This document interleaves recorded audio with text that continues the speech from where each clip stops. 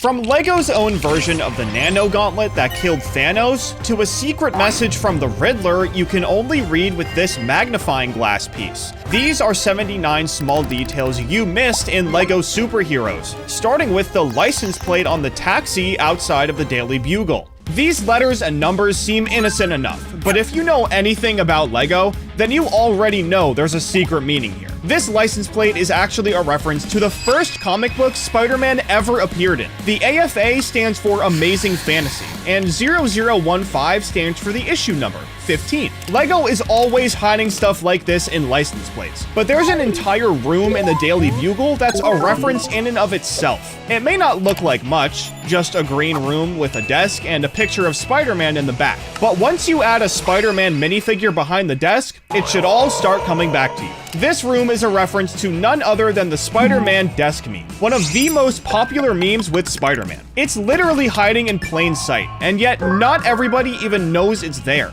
Those are by far the easiest ones to miss. Like, there's a reference staring right at you in the Sanctum Sanctorum set. Literally. You notice this giant eyeball with tentacles on the outside of the building? Well, it also happens to be in one of the rooms too, but that's not the detail I'm talking about. This monster is actually Gargantos, who made an appearance in the Multiverse of Madness movie. He's not quite as menacing and all-powerful as he was in the movies or comics, but most people skip right over him because he's so prominent in the set. But getting back to super small details, have you ever noticed anything about this dumpster in the X-Men Mansion set? Believe me, I know how it sounds, but yes, this frog sitting on top of the dumpster is there for a reason. This little guy actually represents Toad. He's Magneto's slimy little servant, and is part of Magneto's brotherhood of evil mutants in the comics. This isn't all this dumpster has to offer though. Just take a look inside. There's a bunch of random stuff sitting inside of it. Obviously, it's a dumpster. But just like the frog, a lot of this stuff is there for a reason. The fedora is a reference to Beast, the sword is a reference to Nightcrawler, and the coin? Well, the coin goes a little deeper. This coin represents the one that Magneto used to kill Sebastian Shaw in the X-Men First Class movie. It was very famously a nickel, and if we look at the LEGO one, yup, that's definitely a nickel. Isn't it crazy that you can find all of this stuff in a piece that can fit in the palm of your hand? The only thing that might be crazier is that people are saying it's impossible to subscribe in 3 seconds or less. Let's see if they're right. Ready? Go.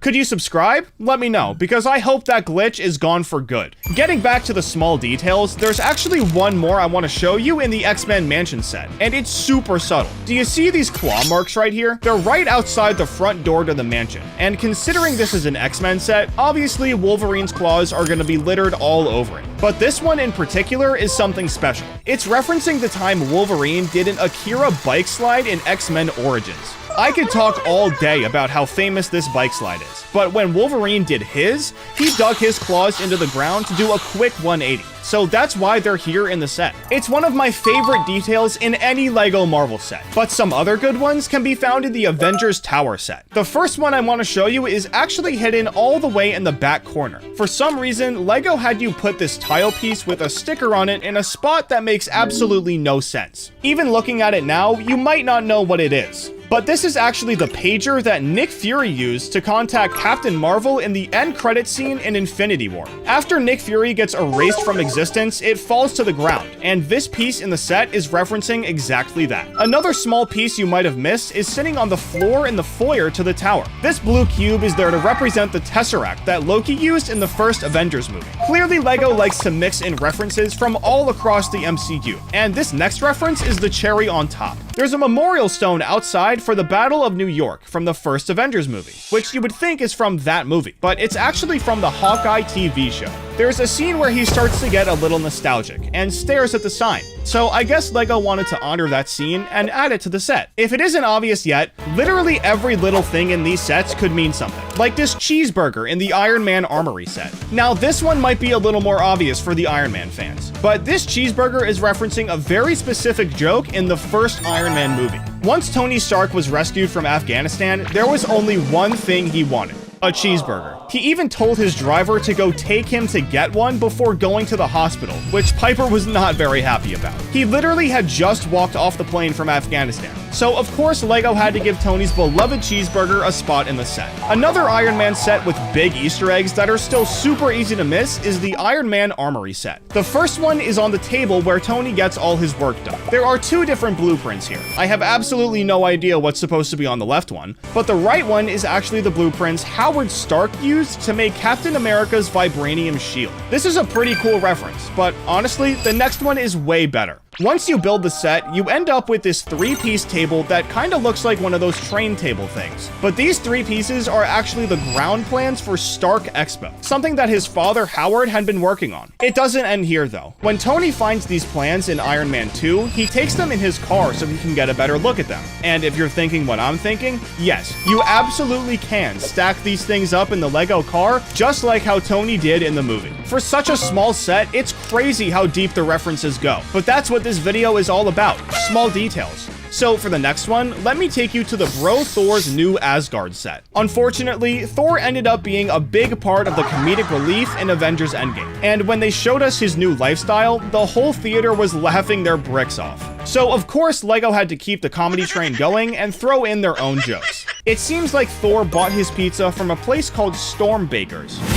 I feel like I've heard that name before. Oh yeah, it's because his weapon's name is Stormbreaker. The real star of that scene though was Noobmaster69. We all remember when Thor got on the mic and had a little word with this guy on Fortnite. The clip went absolutely viral once the movie came out. So what choice did LEGO have other than to reference his gamer tag on the sticker for the TV? That clip is super funny, so I was glad to see LEGO bring it over to one of their sets. But one thing I haven't shown you yet is when LEGO references characters from a completely different series. For this one, I'm gonna have to take you to the Sanctum Sanctorum Showdown set, a smaller version of the Sanctum Sanctorum, which is super fitting because this detail is almost impossible to spot. There's a little red newspaper box sitting outside of the set, nothing out of the ordinary until you read the side of it. All of the newspaper in this box is coming from the New York Bulletin. This company is famously shown in Daredevil, but I guess since Daredevil and Strange are both from Earth 616, technically that box does belong there. Now that I think about it, there are a few super sick Easter eggs I missed in the big Sanctum Sanctorum set. In one of the hallways, you can find 3 open doors that all lead to different places. It's theorized that the one on the right is supposed to represent the Dark Dimension,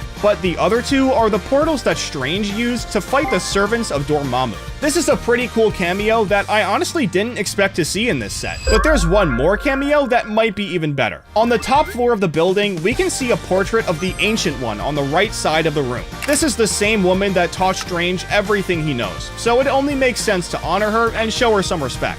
If I'm gonna show you LEGO cameos though, then I have to show you a super discreet one in the Daily Bugle. On the back door of the Bugle, there's some text that says Eddie was here. This is there for a guy named Eddie Brock, or in other words, Venom. Now, obviously this fits here because Venom is a huge part of the Spider-Man story, but what you might not know is that Eddie started out as a photographer for the Daily Bugle, just like Peter Parker. So his name being here goes a lot deeper than Venom's connection to Spider-Man. Another super cool reference in this set is hidden right in front of your face, but it's also kind of hidden in the fine print. There's a big tile piece on the front of the Bugle showing a news segment with Jameson, 2 other guys, and the Scarlet Spider. Now, at first glance, it looks like this thing is just here for decoration, but those 2 guys are actually very important. Their names are Dr. Kurt Connors and Professor Miles Warren, 2 people who are sworn enemies of Spider-Man. Kurt Connors is the Lizard, and Miles Warren is the Jackal. Unfortunately, we never got a movie with the Jackal in it, but I'm sure you remember the Lizard from The Amazing Spider-Man. So let me show you something that's super cool. It's in LEGO Marvel Superheroes, and has to do with character transformation.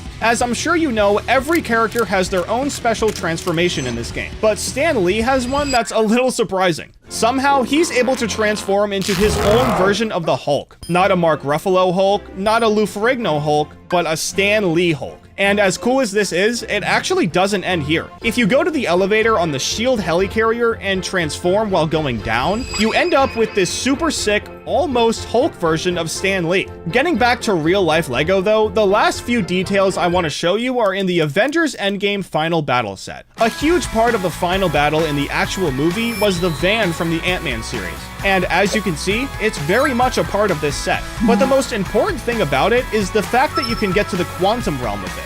so there's no way LEGO could replicate that, right? Well, they actually did, and they did a really good job too. The piece in the back looks just like the portal from the movies, and still lets you open and close the door to the van. But the next and last detail in this video is in the bottom left room of the set. To win the final battle, we all remember the huge sacrifice Tony Stark made to save the universe. But that glove wasn't just found on the ground. He made it himself, and it's sitting right there in that room. I know it doesn't really look like it, but look at the panels on the side of it. This is definitely that same glove that he used to snap Thanos out of existence. But it's not just Marvel. LEGO's made sets for DC Comics too, and the minifigures for Batman have a really weird detail. Every single Batman cowl has eye holes that show his forehead underneath. But here's the thing. In the comics, Batman's eyes are supposed to be white, right? So how does LEGO pull that off when the cowl has holes in it? Well, they print white headbands or goggles on the headpiece underneath that line up perfectly with the cowl's eye holes to create that white comic book eye effect. If you take the cowl off any Batman minifigure, you'll see this weird white band across his forehead, and suddenly it all makes sense. But speaking of Batman's cowl, there's another detail about it that you might not have noticed. The short-eared Batman cowl that came out in 2015 doesn't have a molded chin strap like the other versions did. Because of that, Batman's face has to be printed on a black headpiece that matches the cowl instead of a light nougat-colored one.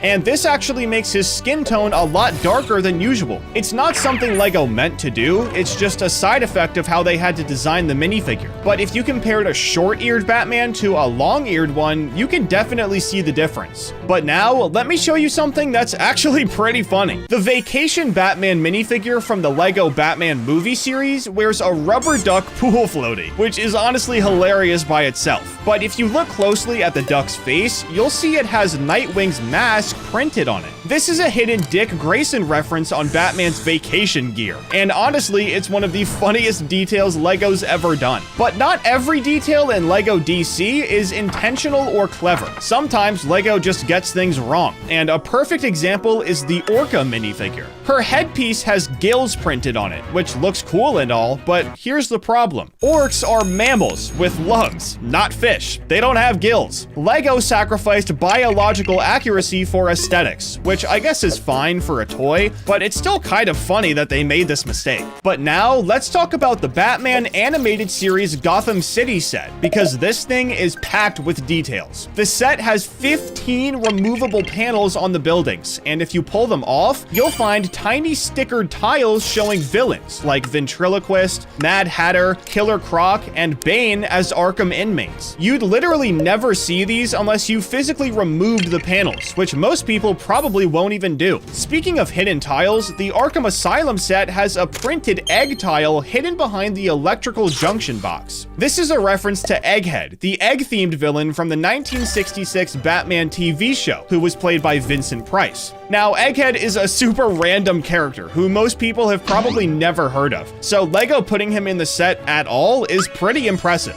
But the weird character references don't stop there. Hidden in the rafters of the roof are bottles of ketchup and mustard, which is a reference to Condiment King, the absurd villain who uses condiments as weapons. I'm not kidding, this is a real character. He literally shoots ketchup and mustard at people as his main form of attack. He's a running joke in the DC fanbase, so LEGO decided that he deserved a reference in the rafters, where nobody would ever look. I have no idea why they chose to include Condiment King of all villains, but I'm not complaining. It's one of the funniest hidden details in any LEGO DC set. And while we're in the attic, there's also a stickered crossword puzzle left behind by the Riddler. This makes perfect sense because the Riddler is obsessed with puzzles and riddles, so of course he'd be doing crosswords. Moving downstairs though, the security desk has a newspaper sitting on it, and at first it just looks like a random newspaper to fill space. But if you look closely at the headline, it says The Batman Returns. This is the iconic cover from Frank Miller's The Dark Knight Returns #1 comic, which is one of the most famous Batman stories ever written. It completely changed how people saw the character back when it came out in 1986. It showed an older, more brutal Batman coming out of retirement, and it basically defined the modern interpretation of him. So LEGO referencing it in the Arkham Asylum set is a really nice nod to comic fans who know what they're looking at. But the comic references don't stop there. There's one sitting in the dumpster outside, but it's not just any comic.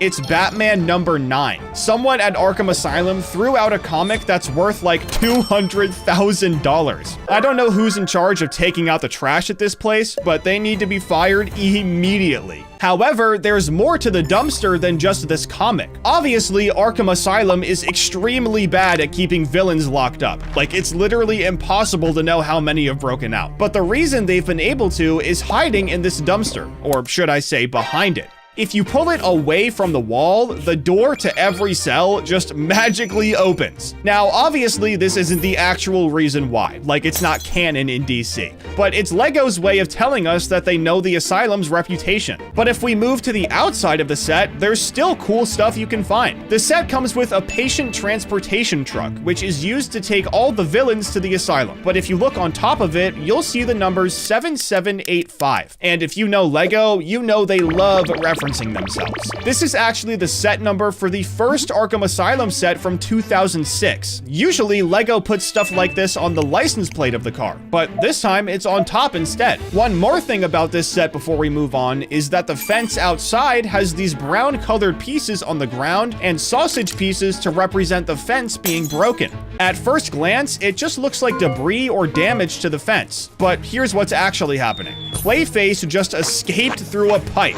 You're not looking at random pieces or decoration. You're witnessing an active prison break. Clayface can morph his body into any shape, so of course he'd squeeze through a pipe to escape. Now, obviously, there are way more cool details in this set, but let's move away from it and talk about the 1966 TV series Batcave set, because this one is full of references to the classic show. First of all, there's a Shakespeare statue sitting on the desk, and at first it just looks like a decoration, but you can actually lift it up, and there's a button hidden underneath it. This is there to represent the button Bruce and Dick pressed to go down to the Batcave. In the show, a bookcase would slide over to reveal poles that they'd slide down, and LEGO recreated that too. Now, obviously, you can't really press the button in this set and make the bookcase slide over, but imagine if you could. That'd be really sick. Anyways, while we're in Wayne Manor, let me point out something that most people probably didn't even notice. The study has these special printed bricks with wallpaper patterns on them. Most LEGO sets just use solid colored bricks for walls and call it a day, or God forbid, a million stickers. But LEGO actually printed these intricate wallpaper designs to make Wayne Manor feel more luxurious and expensive.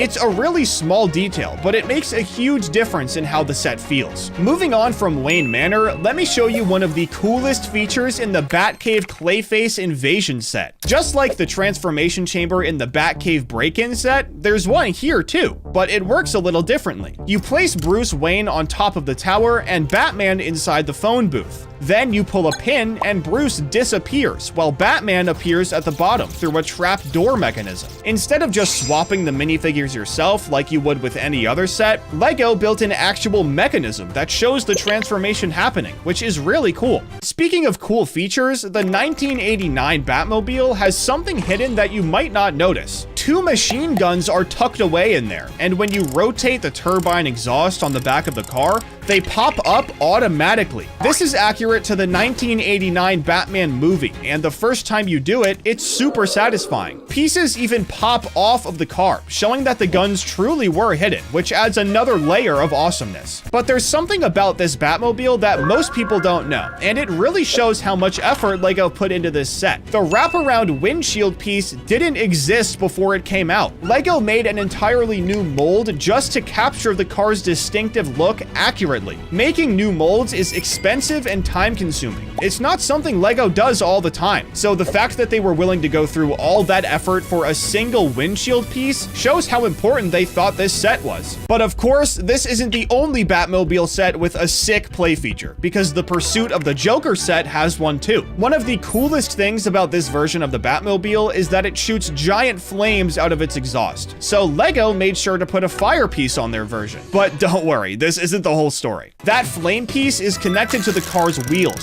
so when you move it, the piece rotates in circles. This was definitely the best way for LEGO to represent fire, and everyone was really happy to see it. Alright, now let's talk about the Batcave Shadow Box, because this set is absolutely showing off with its features. There's a Batsuit vault built into the cave wall that opens and closes from the back, revealing an alternate Batman costume inside. But here's what makes it special. There's a light brick placed directly above the Batsuit chamber. So when you open the vault and turn on the light, the interior lights up and you can see the costume perfectly. It's like a museum exhibit for Batman's suit. Another cool detail is that the Batcomputer shows Batman tracking villains on his screens. Right now, they're displaying the Penguin, but here's the cool part. You can change which villain is displayed by turning a knob on the back of the set. It doesn't just change the main monitor either. It changes every single one. Oh, and Batman's brick-built chair at the desk setup rotates too. There's another knob on the back that lets you turn it 360 degrees. Honestly, this play feature is kind of unnecessary, but it's really sick that LEGO did it anyway. But now, let me show you something in the 2022 Batcave set that's actually kind of genius. The set comes with a special magnifying glass piece, and scattered around the build are 4 elements with coded messages from the Riddler. They all have red, yellow, and blue printing. So when you hold the magnifying glass up, the red tint basically cancels out the warm colors and lets you see the secret message in blue. The first one is on the left side of the Batcomputer, and it's a picture of the Batarang. But the next 3 are all tile pieces scattered throughout the set. The first one says, "To the Batman." The second one is a picture of the Riddler's face in minifigure form. And the third one is the Riddler's logo from the Batman from 2022. Now, obviously, you could figure out what these messages are without the magnifying glass. But this is a really cool play feature that I've never actually seen in LEGO before. And literally everyone who built this set loved it, so it was definitely a good move. Switching gears though, this next detail may be in a Batman set, but it's actually a reference to something from a LEGO branded theme. The Joker Manor set comes with an area where Batman watches romance movies, and one of them is a movie called Forever Sorting 2. Now, obviously this movie is a sequel, but where can you find the original? Well, it was actually playing at the Palace Cinema set way back in 2013. The set the sequel is in came out a whole 4 years after the Palace Cinema set, so it was a really deep-cut reference that a lot of people probably didn't even know about. But to end the video, we're gonna talk about a detail in a set that isn't even out yet, and people are already arguing about what it's referencing, and it's all over one singular piece. The set I'm talking about is the Batman logo, which comes out in March of this year. It's a display piece meant to honor the 20th anniversary of the original LEGO Batman theme, which got its first official set in 2006. Now, the main part of this set is obviously the logo, but if you look closely, you'll notice that it's absolutely loaded with pieces that are references to a bunch of different characters. There are Batarangs for Batman,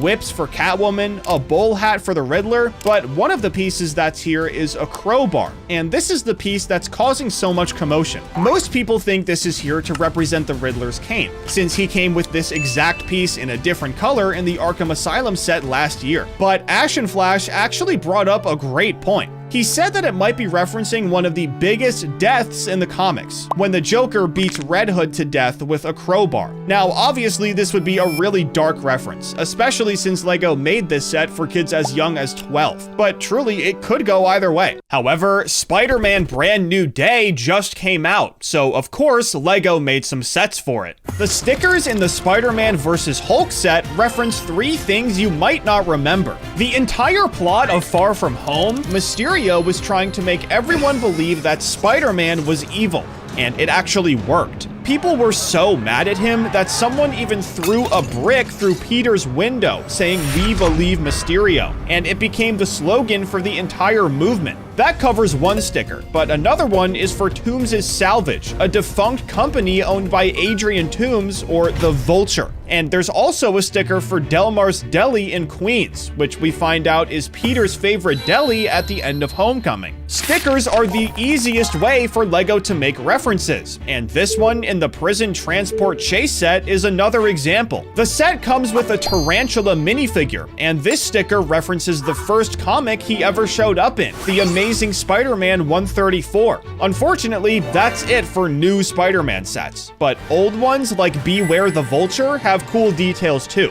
and there are 3 of them on the van alone. It's a known fact that LEGO designers like to hide their initials in the sets they work on. Usually they choose license plates, and this set is no different. When people found out who designed it and checked the van, they found JR for Justin Ramsden, who's made loads of sets for Marvel, but the plate also has AC, and these are initials for Adam Corbally, the graphic designer. Him and Justin built the set together, so they also added something very interesting in the back of the van. There are Department of Damage Control crates back there that have different item codes on them, AS02 and AS46. The DODC organizes everything they collect, so these just look like serial numbers. However, AS02 stands for the Amazing Spider-Man Issue 2, which is the first comic appearance of Adrian Toomes as the Vulture, and AS46 is Issue 46, the first appearance of Herman Schultz as the Shocker. Both of these guys are featured in this set, so Justin and Adam made some very well-placed references. The big stud shooter also has its own label, TS39, and clearly this isn't referencing the Amazing Spider-Man. It's for the Tales of Suspense Volume 39, when Iron Man first showed up. But if this is a Spider-Man set,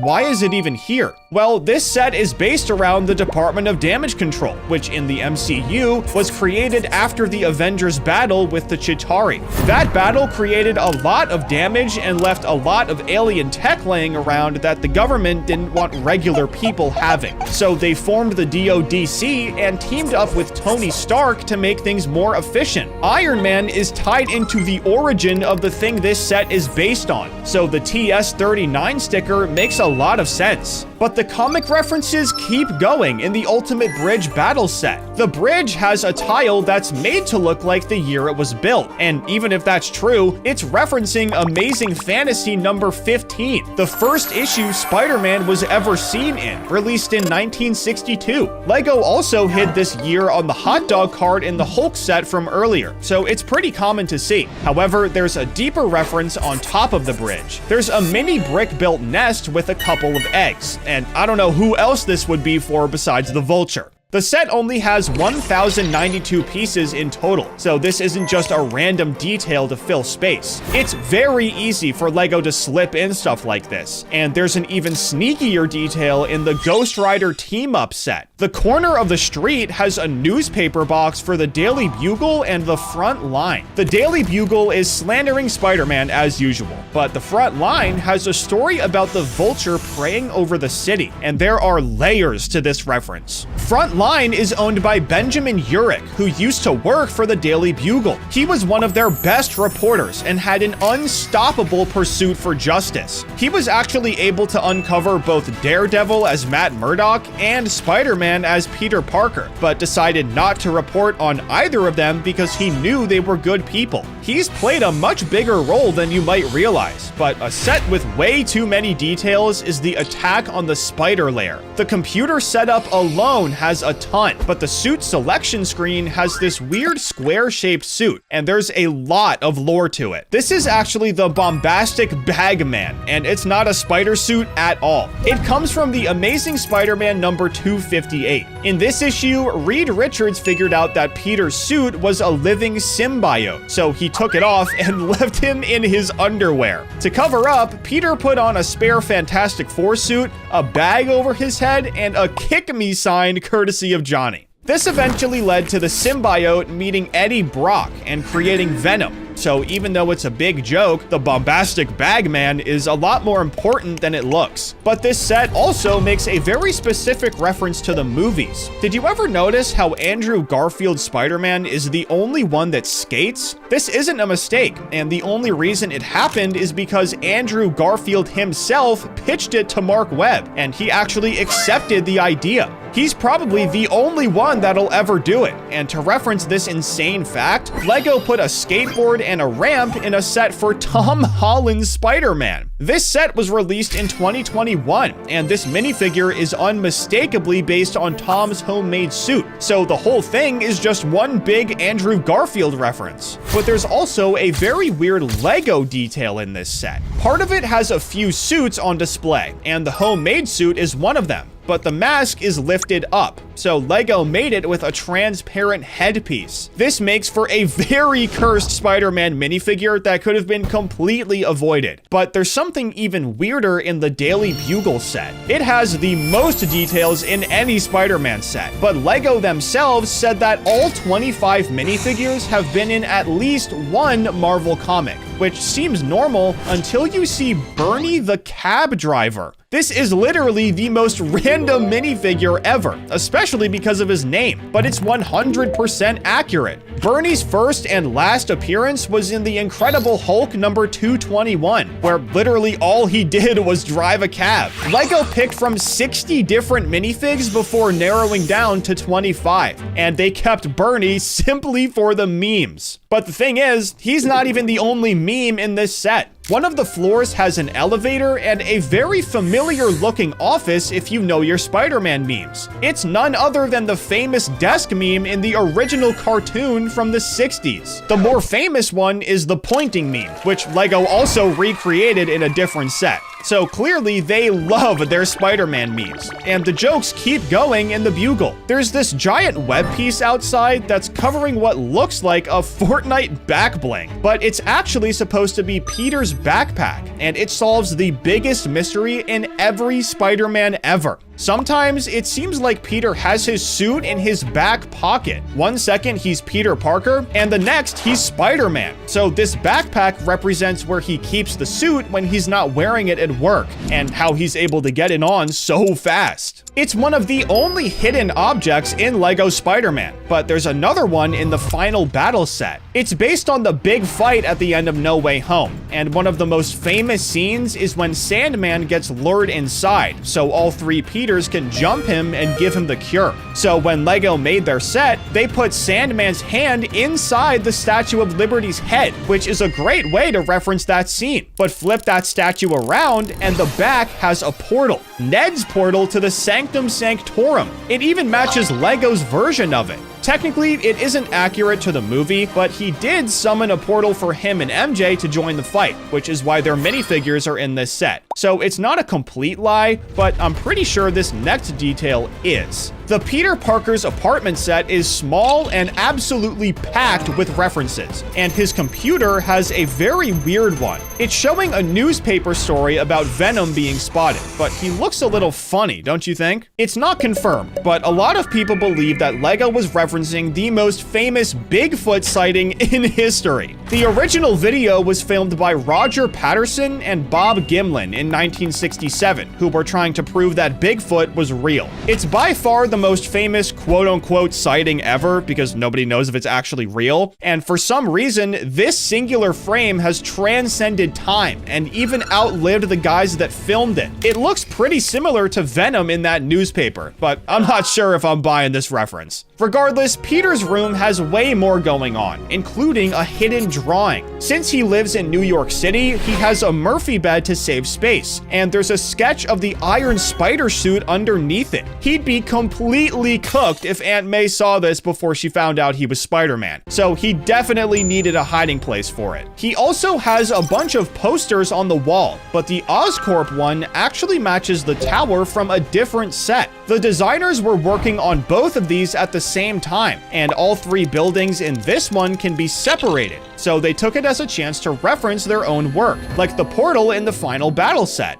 A lot of these sets LEGO makes for Spider-Man aren't based on canon, and this Oscorp set is no different. It comes with 8 minifigures that have never seen each other in the movies or comics, but Miles and Gwen are here, and this set does pay homage to a very famous scene with them. Unfortunately, it's not the one where they're hanging upside down. It's the one where Miles is chilling in his room and Gwen drops down from his ceiling out of nowhere. In the Lego set, there's a lever you can twist to reveal a trap door in the ceiling, which you can use to recreate the scene. But I bet you wouldn't expect to see Easter eggs in the Amazing Spider-Man art set. It's not a traditional Lego set at all, so where would they hide them? Well, do you notice the black spiders all over the artwork? There are 15 of them in total, and this isn't an accident. It's referencing Amazing Fantasy number 15, which we already know is when Spider-Man first showed up. There's no 1962 on this set, but the art style is actually a reference too. The background is made with a bunch of circles called Ben-Day dots. The style was made popular by Benjamin Henry Day Jr., and these days, it's the easiest way to recognize old artwork. It was the best way to print back in the day, and they always used it for comics, so it's very fitting for this set. But even Spider-Man's pose is referencing something. This one was made famous by John Romita Sr. in The Amazing Spider-Man number 67, and it's pretty much identical to the Lego set. It's literally hiding in plain sight, but so is Spider-Man 2099 in the Spider Crawler set. This one came out back in 2018, when he was only in a post-credit scene, and it's another set that isn't canon at all. People who read the comics freaked out when they saw this minifigure, because it's the first one Lego ever made of him, and when he started getting more popular from across the Spider-Verse, people didn't even realize he already existed in Lego. After the success of Across the Spider-Verse, Lego decided to make the collectible minifigure series with the most popular characters, and naturally, Miguel is one of them. But his accessory is what really stands out. Lego gave him a nano figure of Lila, his AI assistant. She's pretty much essential to his character, and was pretty popular in Across the Spider-Verse. But someone even more popular was Mayday. The version of Peter Parker in this franchise is super unk, so he and Mary Jane are divorced, and Mayday is their kid. His backstory is low-key really sad, but Mayday is hilarious. She actually inherited Peter's powers and eventually becomes Spider-Girl in the comics. But since she's still young, she wears a Spider-Man beanie, and Lego's version of this is so funny. I never thought I'd see a baby minifigure with Spider-Man printing, but I guess anything is possible. However, I want to go back to Miguel's first set for a second. Sandman is also here, and the really cool piece he's sitting on wasn't made for him. It literally looks tailor-made for him, but it was actually made for Nexo Knights way back in 2017. The original one was purple and blue, and was made for Rogel, but it only got used once, and Legos used this tan one for Sandman way more, so they definitely got some use out of it. But which of these details surprised you the most? Be sure to let me know down in the comments, and don't forget to subscribe.